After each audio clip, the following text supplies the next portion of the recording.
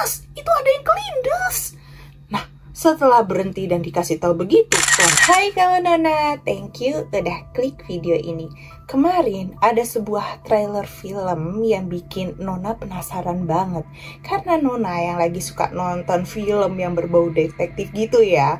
Dan ngerasa film ini itu salah satu genre yang jarang disentuh di Indonesia.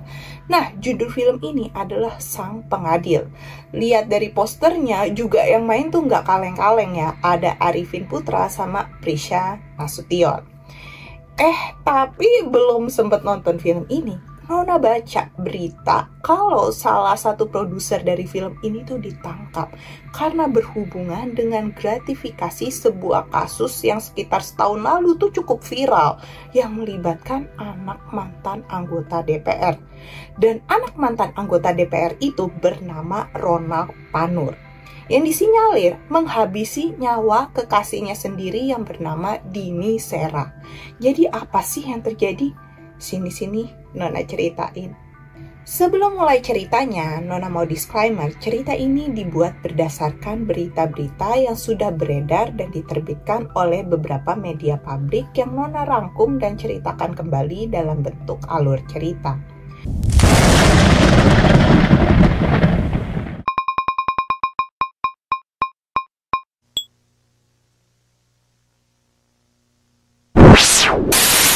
Semua kejadian ini tuh berawal dari hubungan pacaran antara Ronald Tanur dan Dini Sera.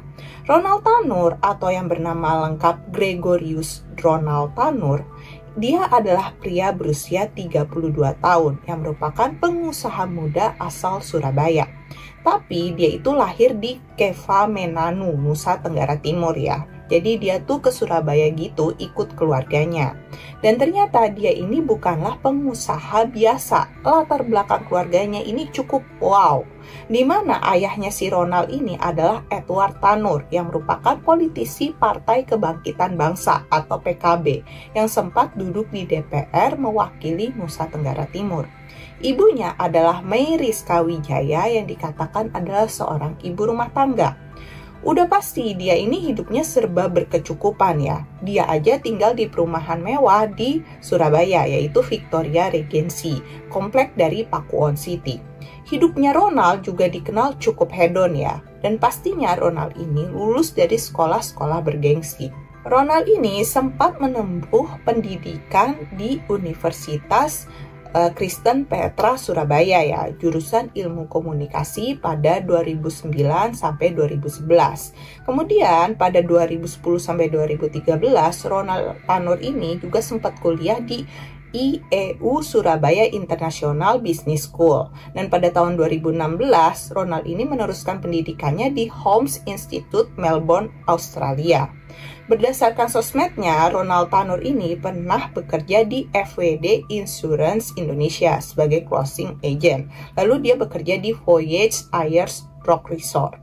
Dan dia juga pernah bekerja sebagai suspek operator di Southern Meads. Nah, udah sekolah, terus kerja juga di luar. Pas pandemi sekitar tahun 2020, dia nih balik ke Indonesia ya. Setelah balik itu, nggak jelas nih dia kerja di mana. Tapi namanya kan dia anak orang kaya ya. Katanya dia tuh jadi salah satu pemilik saham di PT Bekasi Asri Pemula Tbk. Terus Ronald nih hobinya kulineran sama jalan-jalan, juga mau di dalam negeri maupun di luar negeri. Nah begitulah ya kurang lebih latar belakangnya Ronald Tanur. Pokoknya hidupnya nggak kekurangan apa-apa ya, pokoknya dia happy-happy aja. Sampailah di bulan Mei 2023, Ronald ini menjalin hubungan dengan seorang wanita bernama Dini Sera Afrianti yang saat itu berusia 29 tahun. Latar belakang Dini ini tuh bisa dikatakan cukup berbeda jauh ya sama si Ronald. Tapi wanita yang merupakan seleb TikTok ini tuh terkesan happy dan beruntung banget mendapatkan pasangan seperti Ronald Tanur. Nah, Dini ini menjadi seleb TikTok dengan nama akun @babyandin. Followersnya juga udah lumayan banyak.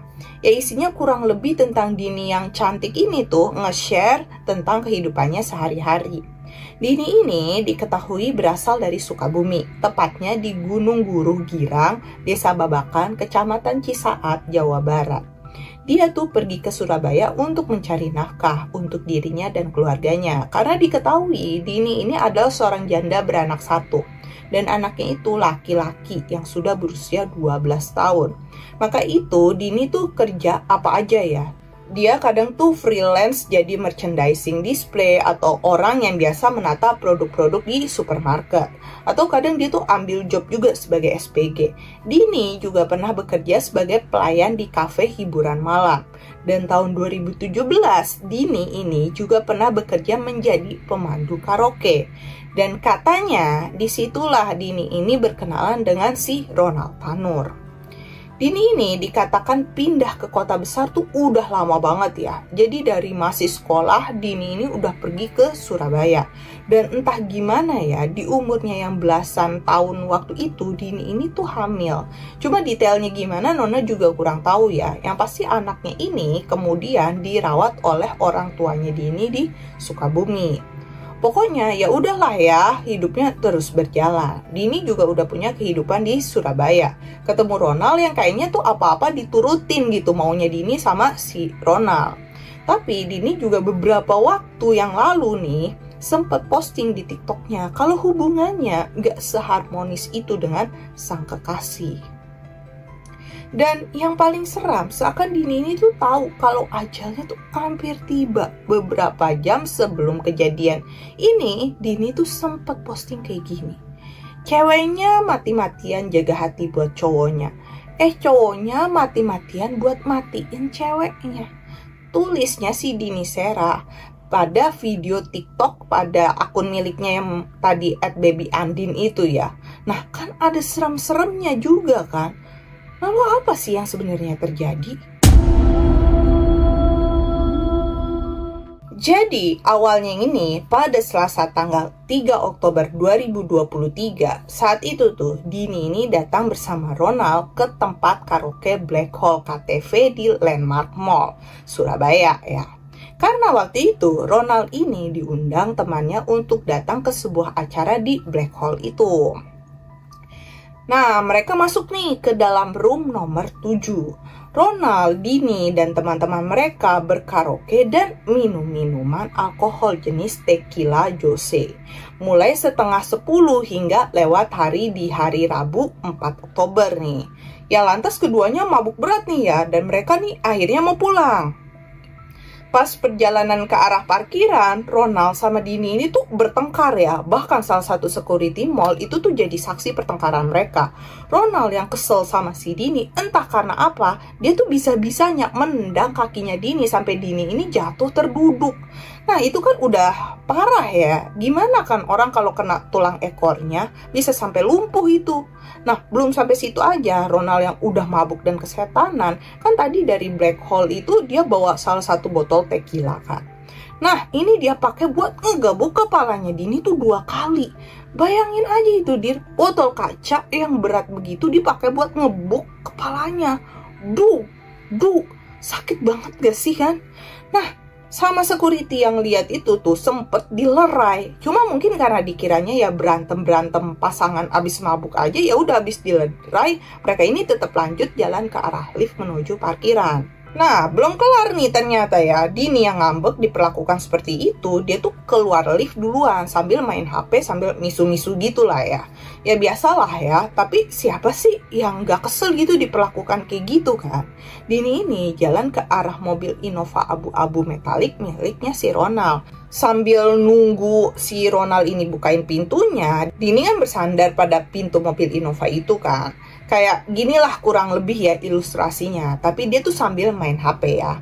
Nah si Ronald ini langsung kan buka pintu mobilnya pakai remote. Dia masuk mobil nih, terus nggak pakai manasin mobil apa siap-siap dulu. Dia nih langsung aja tuh tancap gas, kayak udah kesel dan gak peduli aja tuh dia. Sedangkan si Dini yang lagi nyender di mobil itu ya kaget kan. Gak biasanya Ronald ini masuk langsung tancap gas. Sedangkan dia yang lagi nyender di mobil, mobilnya tiba-tiba jalan, oleng dong ya dia.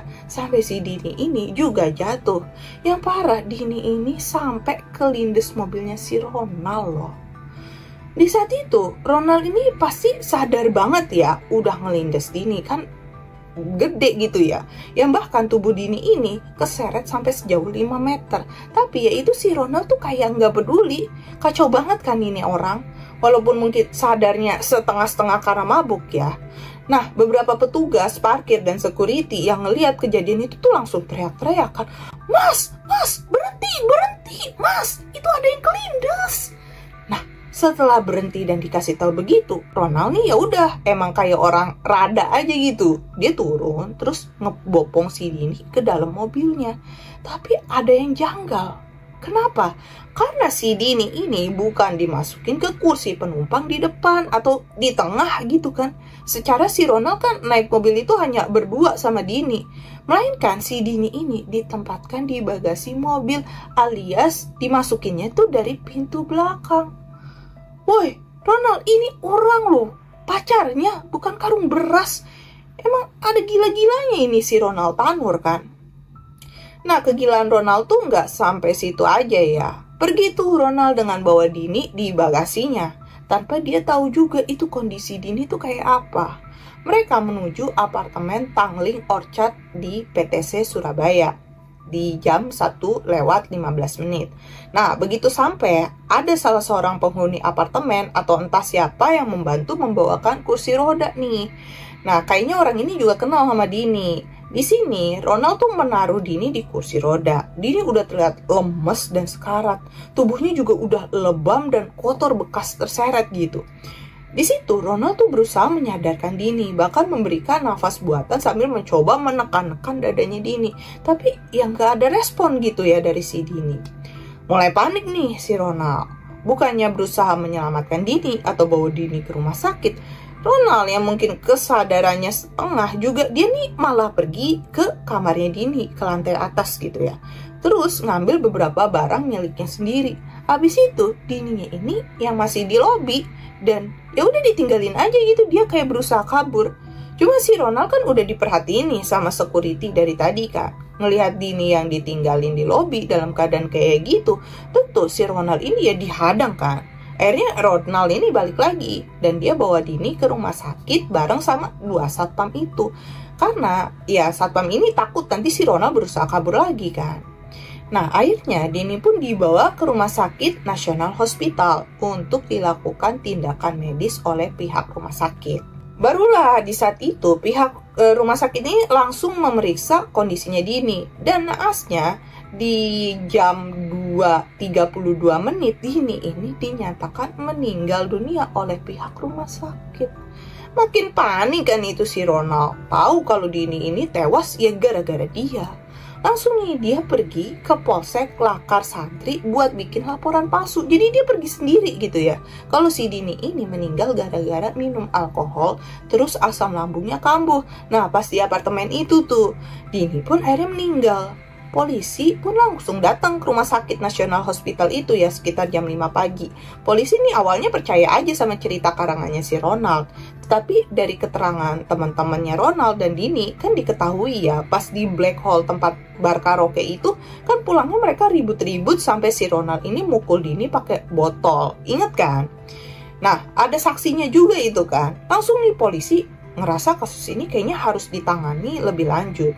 Dan akhirnya Satreskrim Polrestabes Surabaya memutuskan untuk mengambil alih kasus ini dan beberapa tim pun disebar untuk mencari informasi akurat mengenai fakta sebenarnya yang terjadi tentang apa yang ya terjadi gitu sama si Dini ini kenapa. Di hari yang sama tanggal 4 Oktober 2023 pun polisi ini melakukan autopsi pada jasadnya Dini di jam 11 malamnya. Dari tim dokter forensik RSUD Dr. Sutomo dikatakan hasil pemeriksaan itu banyak kejanggalan. Kalau dikatakan Dini ini meninggal ya karena hanya asam lambung gitu, aneh. Ada beberapa hal yang mencurigakan dari jenazahnya Dini. Karena di jenazahnya itu terdapat banyak luka memar terutama di bagian kepala belakang dan kemudian bagian leher kanan dan kiri. Lalu ada anggota badan bagian atas, dada bagian kanan dan tengah serta perut kiri bawah, lutut kanan, paha, punggung tangan. Ditemukan juga luka lecet pada anggota badan atas ya. Sedangkan untuk pemeriksaan tubuh bagian dalam ditemukan dengan adanya patah tulang disertai dengan adanya resapan cairan darah pada tulang iga kedua sampai tulang iga kelima. Ya, ini kemungkinan gara-gara kelindes itu ya. Lalu kemudian ada luka memar juga nih pada organ paru dan juga pada organ hati. Yang intinya dari kondisi ini kita bisa melihat bagaimana remuknya si Dini ini ya. Banyak banget kan itu lukanya, luar dan dalam. Ya gimana kan, sampai dipukul, dilindes, terus terseret mobil. Ya gimana, emang nggak banyak kan? Emang udah gila banget sih ini kalau dibayangin. Serem banget nggak sih anak anggota DPR ini? Lalu, kenapa sih awalnya Dini dan Ronald ini bisa bertengkar? Di beberapa pemberitaan dikatakan ada orang ketiga di hubungan mereka nih, dimana di sini mengacu pada si Ronald yang selingkuh ya. Yang Dini juga pernah curhat kan di TikTok, gimana dia tuh kecewanya sama hubungan sama si Ronald beberapa waktu kebelakangan. Atas kasusnya ini, Ronald tuh awalnya dijerat dengan pasal 351 ayat 3 KUHP dan atau pasal 359 KUHP tentang penganiayaan yang menyebabkan meninggal dunia dengan ancaman hukuman maksimal 12 tahun penjara. Dan dia ditangkap sehari kemudian di tanggal 5 Oktober 2023. Di sini ada info juga yang tersebar bahwa ada nih ya video yang merekam saat Ronald ini turun dari mobil setelah diteriakin ada orang yang terseret mobilnya. Ronald di sini tuh ngaku bahwa dia nggak tahu kalau mobilnya itu menyeret seorang wanita. Bahkan dia juga nggak kenal nih sama wanita itu. Padahal itu pacarnya loh. Dan ada juga rekaman yang memperlihatkan si Ronald ini malah dia tuh merekam dengan santainya pakai HP ketika Dini ini terkapar. Dan dia tuh malah ketawa-ketawa kecil gitu. Lah aneh banget kan. Nona tuh jadi penasaran ya. Dia tuh mabuk karena minum doang. Apa dia pakai obat juga sih?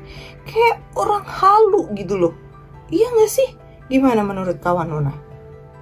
Nah udah dong heboh kan masalah ini. Bapaknya si Ronald Tanur alias Edward Tanur ini pun kena getahnya. Dia segera dinonaktifkan dari jabatannya sebagai anggota DPR RI. Ya walaupun bapaknya nggak ikutan, ini kan dia mencoreng nama baik semua orang yang terlibat ya. Sebelum lanjut ceritanya, jangan lupa dong buat like dan share cerita ini sebanyak-banyaknya. Jangan lupa juga buat subscribe channel Nona, biar Nona tuh makin semangat ya berbagi ceritanya. Oke, singkat cerita, Ronald ini melakukan proses-proses hukum nih ya. Dari rekonstruksi kejadian, sidang demi sidang, dari situlah mulai makin dalam nih ya. Pas lagi rekonstruksi, ini tuh ada beberapa hal yang tadinya dikirain kan hanya berdasarkan penganiayaan lalu jadi tewas ya. Nah ini tuh disinyalir memang ada upaya penghabisan nyawa. Makanya Ronald ini dituntut dengan pasal yang lebih berat yaitu 338 KUHP dengan ancaman hukuman maksimal 15 tahun penjara. Jaksa penuntut umum atau JPU menuntut Ronald selama 12 tahun penjara dan denda restitusi sebesar 263 juta kepada keluarga Dini sebagai korban ya. Karena dianggap terbukti dalam dakwaan pertama, yakni pasal 338 KUHP itu ya tentang pembunuhan. Akan tetapi, pada tanggal 24 Juli 2024, Hakim PN Surabaya, Jawa Timur memutus bebas Ronald Tanur dari dakwaan pembunuhan terhadap korbannya Dini itu. Nah loh, kok bisa? Ketiga hakim PN Surabaya yang menangani kasus Ronald Tanur itu adalah Erin Tuahadamanik, Mangapul, dan Heru Hanindio. Dia ini mereka yang menjadi perbincangan masyarakat. Ketua hakim yaitu Erin Tuahadamanik ini kok bisa-bisanya memutuskan Ronald Tanur tuh nggak bersalah. Padahal buktinya tuh kan udah jelas banget. Bahkan dia juga memerintahkan agar Ronald ini dibebaskan sesegera mungkin loh. Jadi apa sih alasan hakim-hakim ini dalam memutuskan si Ronald Tanur ini yang nggak bersalah? Pertama, nggak ada nih saksi yang secara langsung mengatakan kalau Ronald ini terlibat dalam penghabisan nyawanya Dini. Nah, aneh banget nggak sih? Udah ada kan itu CCTV yang semuanya jelas ya, dari security mall, apartemen, teman-teman mereka di black hole kan tahu banget apa yang Ronald ini lakukan ya. Dan CCTV itu kan ya kurang apa coba? Udah jelas banget. Kedua, dikatakan Ronald masih berusaha membantu korban yaitu Dini dengan membawanya ke rumah sakit saat korban kritis. Lucu lagi nih hakimnya. Si Ronald ini kan sempat kabur ya tadi, dihadang baru dia tuh balik lagi dan mau bawa Dini ke rumah sakit.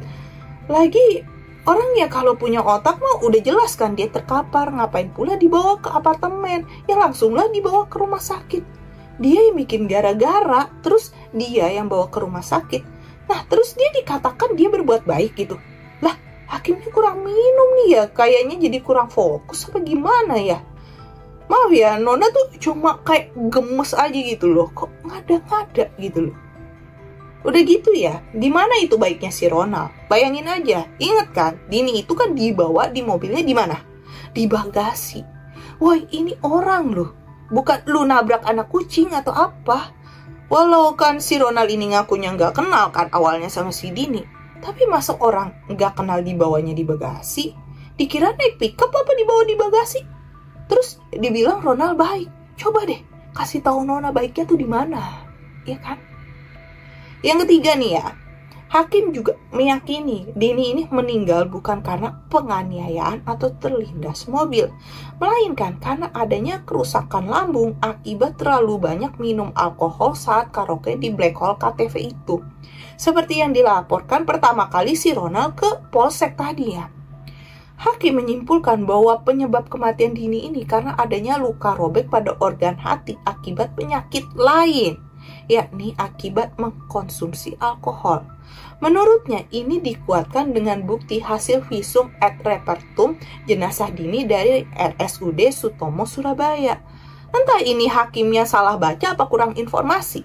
Karena sebenarnya yang Nona baca nih ya, laporan forensiknya itu mengatakan kalau organ hatinya Dini ini bisa robek karena adanya hantaman benda tumpul, bukanlah karena penyakit apalagi kebanyakan minum alkohol. Duh pak, itu organ dalam Dini kan sampai robek itu kan karena kelindes. Ya kali gitu kan, minum alkohol yang tadinya nggak kenapa-napa, dia sehat-sehat aja, orangnya sehat walafiat, terus bisa langsung robek gitu hatinya. Emang dia minum alkohol segalon? Kalau iya juga karena alkohol akibatnya tuh bukan robek hatinya ya. Setahu Nona ya, bukannya biasanya kalau keseringan minum alkohol dalam jumlah banyak dan sampai parah tuh akibatnya sirosis hati alias pengerasan hati atau mungkin kanker hati ya. Ya bukan tiba-tiba robek gitu ya. Nona bukan dokter sih, kurang tahu juga. Cuma dulu pas belajar sih ya, kebanyakan alkohol tuh menyebabkan sirosis hati. Jadi mesti transplantasi gitu ya, bukan robek. Coba kawan Nona yang mungkin lebih paham, mungkin ya bisa komen di bawah ya. Belum lagi nih, hakim-hakim ini terkesan tuh apatis gitu ya dengan saksi-saksi yang dihadirkan untuk membela Dini gitu sebagai korban. Seakan mereka ini lebih pro dengan si Ronald Tanur ini. Dan udah nih ya, Ronald Tanur tuh bebas dari pasal pembunuhan. Bahkan dengan segala macam bukti, dia juga bebas dari tuduhan penganiayaan. Wes, kelar, bebas, tok, tok, tok. Netizen pun ya pasti geram ya. Semua ngerasa keadilan sudah mati saat itu. Siapa sih yang nggak masuk akal gitu kan? Coba deh sampai sini, kawan Nona mau menyuarakan apa? Kalau Nona jujur sih ya mau ngomong, ya iyalah pasti yang punya duit yang menang. Karena kadang hukum dunia itu runcing ke bawah tapi tumpul ke atas. Bener gak tuh? Dan ternyata semua ini terbukti. Setelah geramnya semua orang, keluarga Dini juga yang gak terima dengan putusan hakim mengenai Ronald Tanur yang bisa-bisanya bebas begitu. Mereka pun mengajukan kasasi atau banding gitu ya. Dan Kejaksaan Agung melalui tim penyelidikan Jaksa Agung Muda Tindak Pidana Khusus atau Jampitsus lalu tuh mulai penyelidikan usai keluar putusan tersebut. Tertangkaplah ketiga hakim atas operasi tangkap tangan. Dan siapakah mereka? Ya bisa ditebak.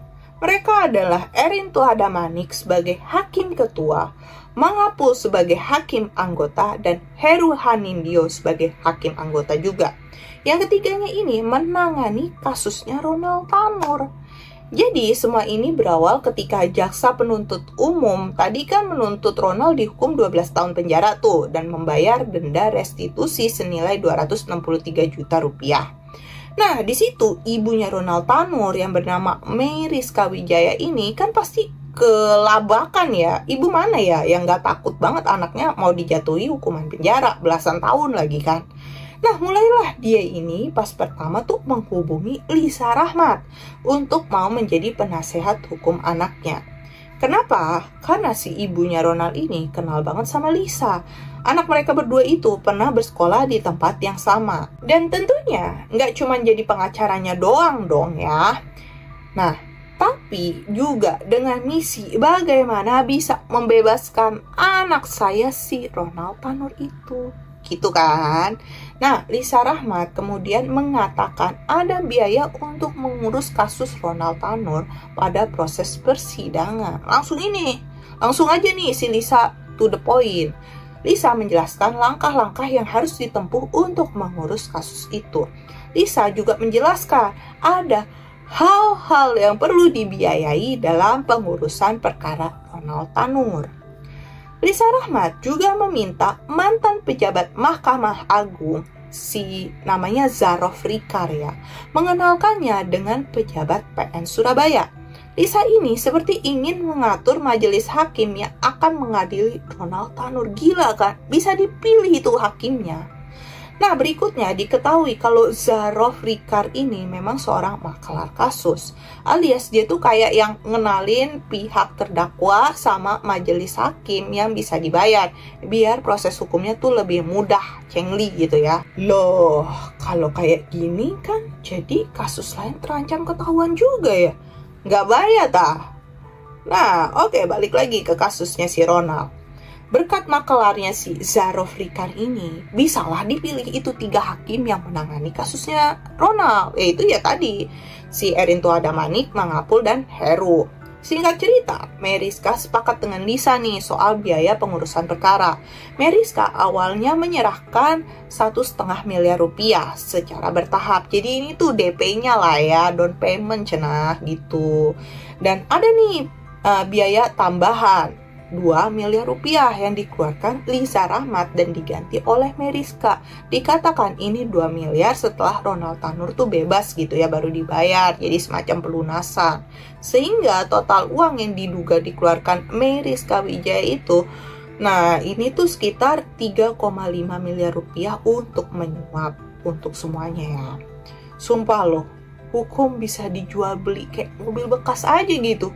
Ya ampun, kok bisa ya? Nona pura-pura nggak tahu aja lah ya, takut. Nah, adapun bukti-bukti keterlibatan baik Lisa, ketiga hakim, dan Zarof Rikar sebagai berikut ya. Nah, kawan Nona bisa lihat nih ya, detailnya segini ya. Ini kayak banyak banget kalau Nona sebutin nih ya. Dari si Lisa, terus ada juga Lisa tuh uangnya di mana-mana ya. Ada yang di Jakarta, ada yang di Surabaya. Terus ada juga nih dari ketiga hakim ya. Itu semuanya Nona tampilin di sini aja ya, oke.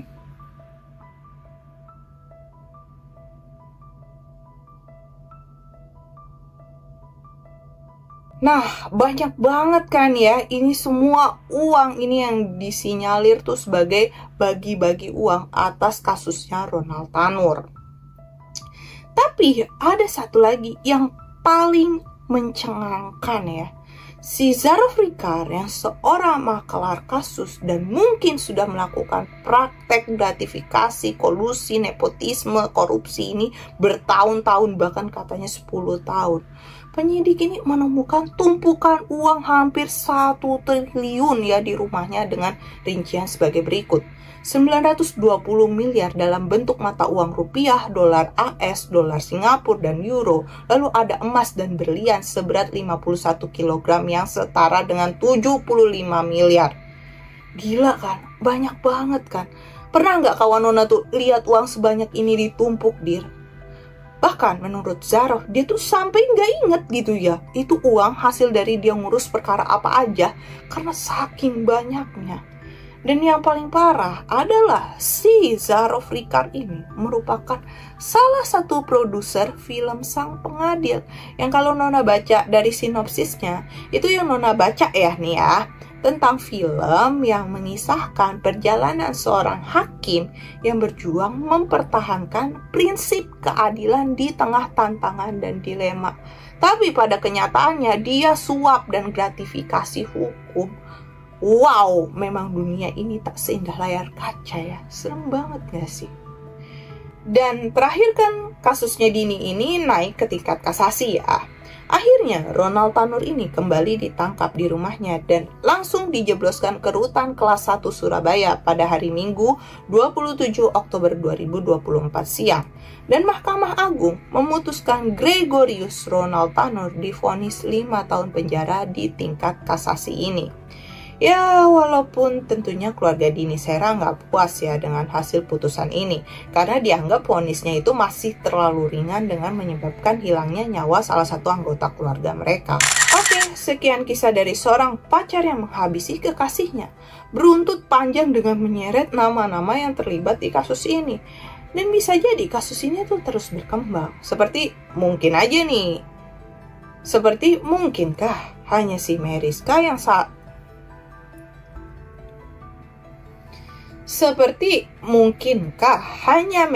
yang statusnya hanya seorang ibu rumah tangga yang menjadi otak kasus penyuapan ini?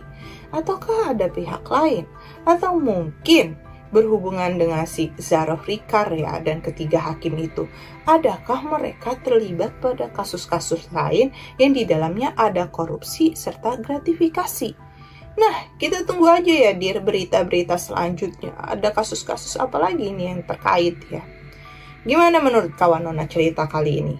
Kamu bisa langsung komen apa pendapatmu dan juga bisa kasih rekomendasi kasus-kasus apa lagi yang pengen Nona bahas.